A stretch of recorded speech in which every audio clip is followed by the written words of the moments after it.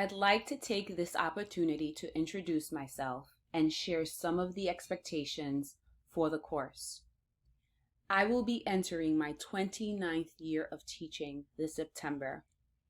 During these years, I have taught K through 6 science, grades 3, 4, and 5, and I am presently a 5th grade teacher. I've been a member of the 2005 New York State Math Standards Committee, and I've participated in various state education department assessment and standards committees as well. I have facilitated various professional development workshops. I've presented at ATM NYC conferences as well as Family Math Day, and I've been here at Hunter since 2008. I just want to emphasize that everyone can learn mathematics with understanding. Yes, even you. It is through the teacher's actions that this can be achieved. This course will ask you to confront your own personal beliefs about mathematics, reinforce that success in mathematics is more than speed or getting the right answer, and promote thinking and talking about mathematics.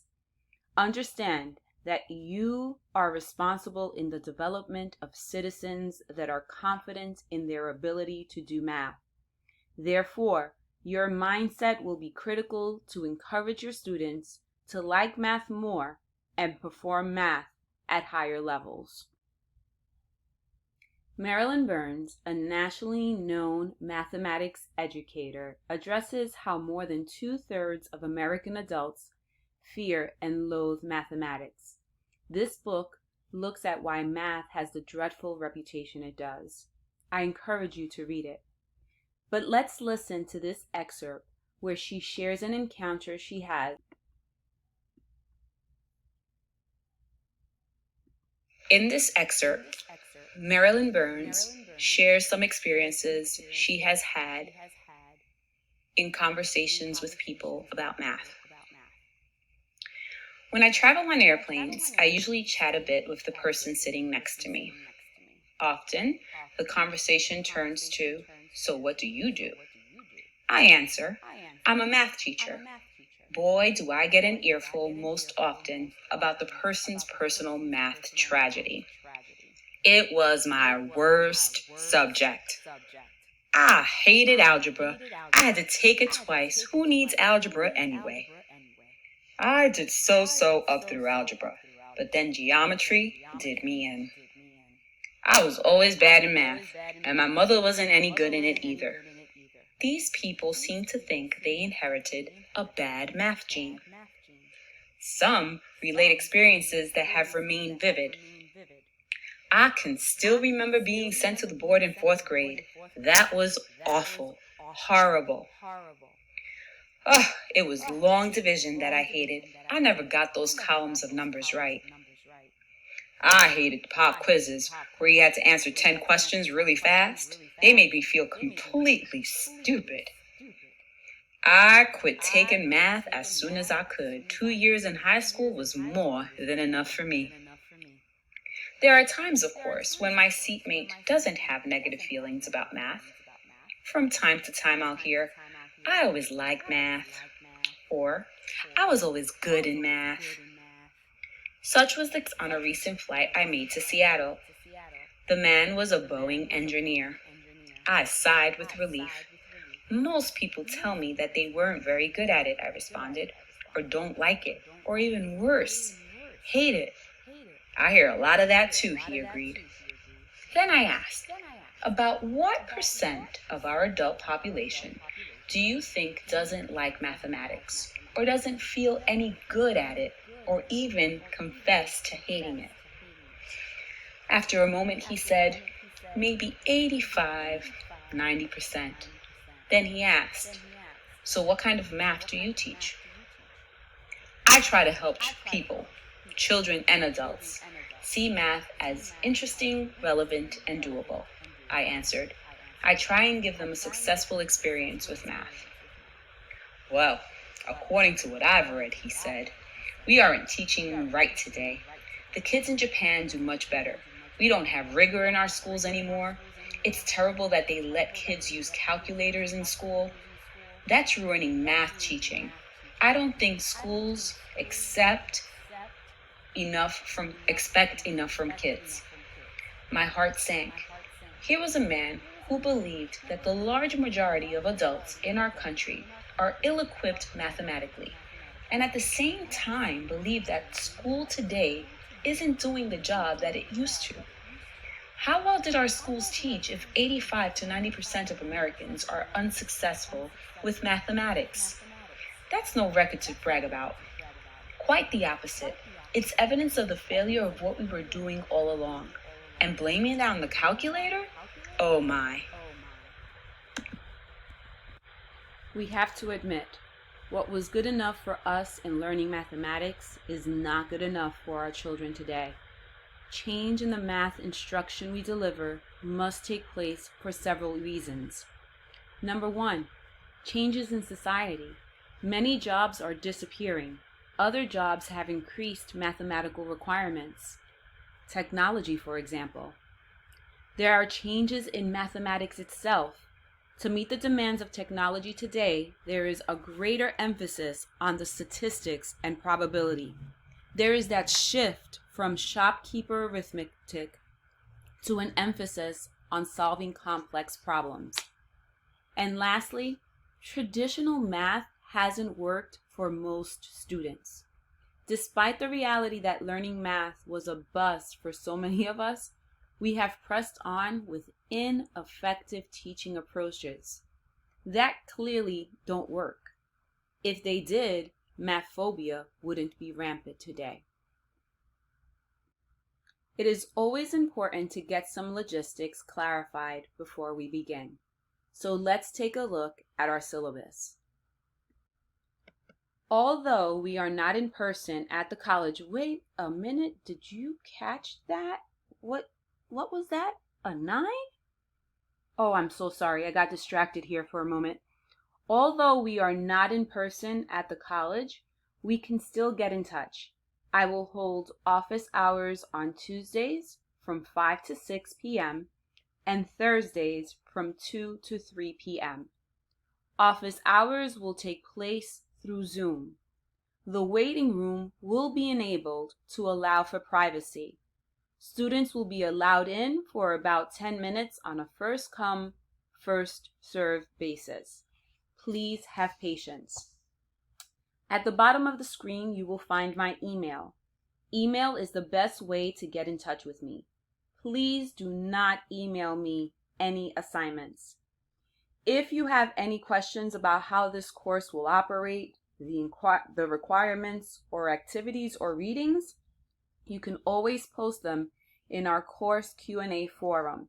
Click discussions in our section course menu. My goal is to conduct this course as I would my own classroom. In this manner, not only do you walk away with the basics in math curriculum and pedagogy, but classroom strategies and management techniques as well. Therefore, I encourage everyone to participate. Blackboard will be used as the primary delivery platform for this course.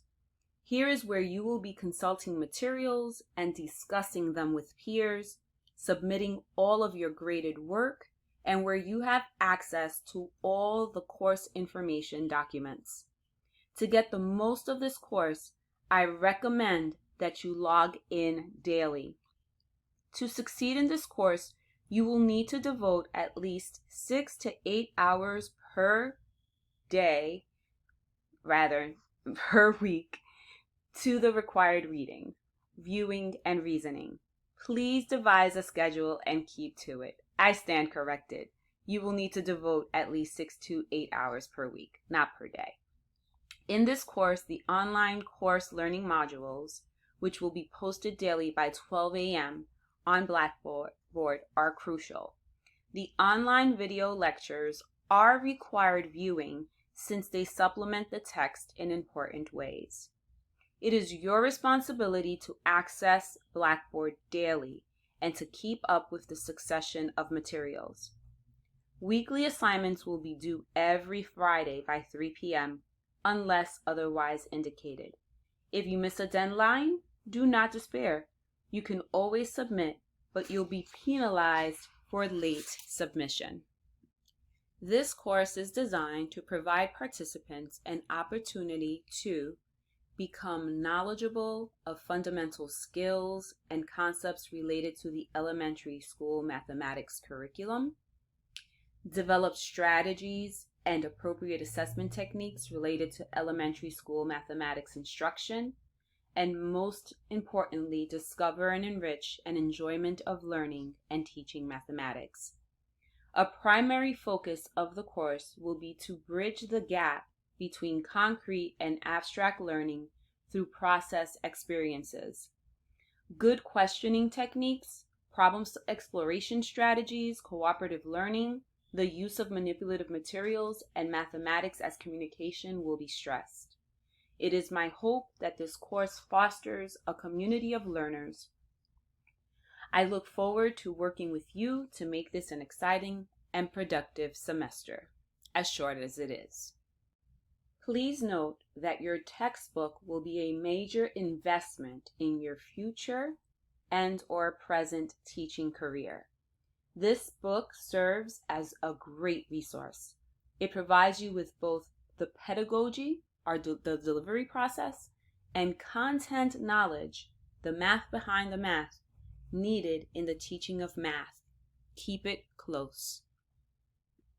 Besides the textbook, there are a few other items you will need for this course: a computer and a printer, crayons, markers, scissors, rulers, so that you can engage in some of the module activities, access to the internet, a recent version of a web browser, a CUNY Portal ID to enable you to log into Blackboard where course materials are kept, Google Suite, also known as the G Suite, and other technology platforms will be used for some assignments.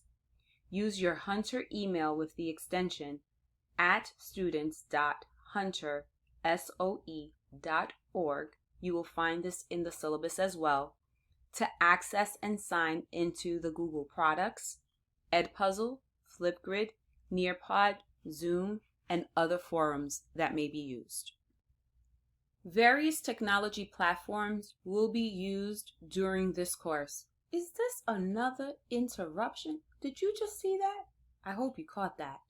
Oh, I am so sorry for these interruptions. In doing so, you will experience different platforms you may use in the classroom.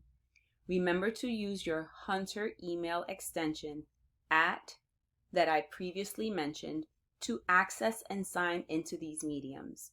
The technology platforms used in this course include, but are not limited to, Google Suite, Zoom, QR codes, Nearpod, Edpuzzle, Flipgrid. Remember to use your Hunter email extension to access and sign into these mediums. Module resource packets will be used daily. Most modules will have a resource packet. It is up to you whether you would like to print the packet or store it as a PDF. Occasionally, I may ask or recommend that you print specific pages to complete certain tasks. Within the packet, you will find a notes page, activities, articles, etc. that may be referred to in the module lecture videos. Module lecture videos. Most modules will have an interactive lecture video.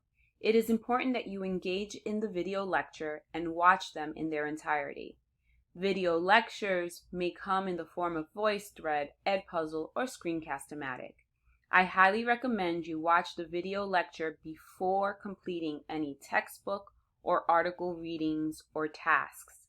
The lecture videos summarize the important points of the module. This course is designed to maximize your learning of the subject matter and advance your skills through a variety of activities. You are required to log on daily and review the day's course material. Attendance in the synchronous asynchronous course is based on the timely submission of weekly assignments.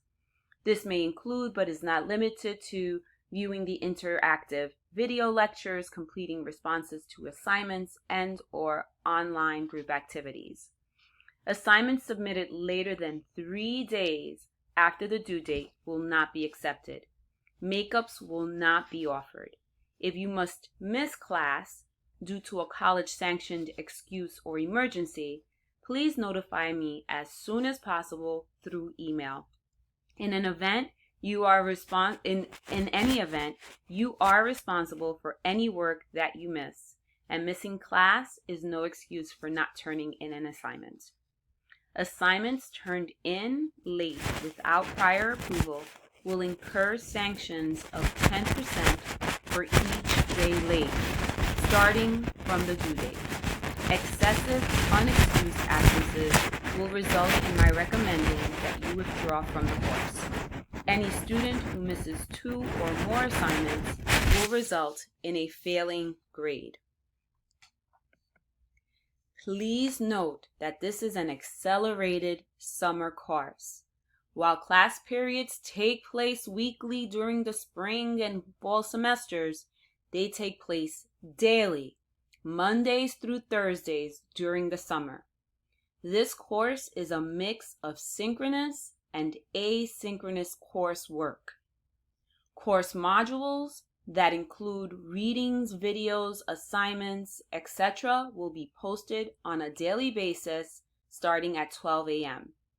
Virtual class meetings, this is the synchronous portion, will take place on Tuesdays from 1:50 to 4:20 p.m. Assignment deadlines are scheduled for Fridays at 3 p.m. unless otherwise indicated. Refer to the course schedule within the syllabus for more details. You are expected to complete tasks within the module timeframes. The moment everyone has been waiting for. I am sure this page will be of interest to you. More details will be provided in advance for each of the required assignments via Blackboard. However, this page offers an overview of the required assignments. They include a written reading assignments for 20 points, a written observation report for 30 points, and an end-term assignment of 50 points. I will review each assignment on the following slides. Your first assignment is a written reading assignment worth 20 points. The written reading assignment is based on your Vanderwall book, Chapter 1. I will stress that one more time. The written reading assignment is based on your Vanderwall book, Chapter 1. I have provided you here with an outline to help you organize your writing for this assignment. Please be sure to follow the format that is suggested. All this material can be found inside of the syllabus. Next up is a written observation report of a problem-solving study. For this assignment, you will need to recruit a child within grades K through 6 who you will use as your test subject. I encourage you to start the recruitment process now. I will provide you with more information during our Module 3, which is our Session 3. However, to give you an idea of how to structure your report, I have provided you with this outline. Please refer to your syllabus. Lastly, the re-engagement lesson plan. This is not the typical lesson plan you may have completed in other courses or for your school building administration if you are in a school building. Again, I will walk you through the process. After participating in the live lecture for the re-engagement lesson plan, you will submit a rough draft of the lesson plan. I will review your lesson plan and make suggestions. Your rough draft will be returned to you, and I will hold a conference with you where we will discuss the suggestions that were made and revisions that should take place. You will make whatever necessary changes and submit a final draft by the due date. Our course expectations, we have a little visitor there with the number 3. Interesting. So, I just expect everyone to participate in all classroom activities and take risks and celebrate mistakes. Respect the opinions of others, of course. Check Blackboard daily for announcements, updates, and assignments. I cannot stress this anymore. Turn in assignments on time. Take notes in the session packets provided. Next, I'd like to share this brief clip from Ron Clark where he lets his students know what the expectations are for virtual meetings.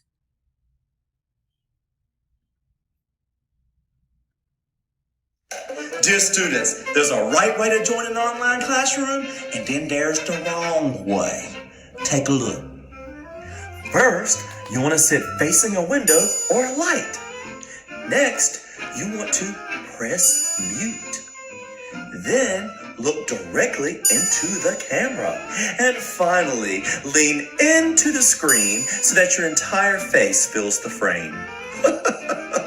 It seems easy, and it is. Just avoid being one of these students.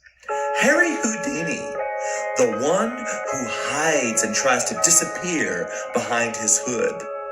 The Steph Curry, the student who wants to interact, but he's so far away from the screen you can barely see him. He's 10 feet behind the three-point line, and he has trouble making his point. Or you've got the dark shadow, the student who you can barely see, and it's really creepy. And the I woke up like this, the student who put no effort in their appearance and they're clearly sleeping through your lesson. The scene of the crime, where only certain body parts of the victim, the student, can be seen. And then the silence of the lamb, the student who rambles on and on and on, but is clearly on mute, but has no idea. And then, the Zoomer, the student who takes the word Zoom a little bit too literally. And then we have the halo, the student who sits with the light right behind them, casting a hue of bright light around them. It's very annoying. And then we have the nomad, the student who cannot sit still and roams around the house throughout the entire lesson. And then you got the groundhog, the one whose head you can barely see. And then we have the headless horseman, whose camera angle is quite unfortunate for obvious reasons. And then we have Galileo, the student who is constantly looking around and daydreaming and clearly not paying attention to anything you're saying.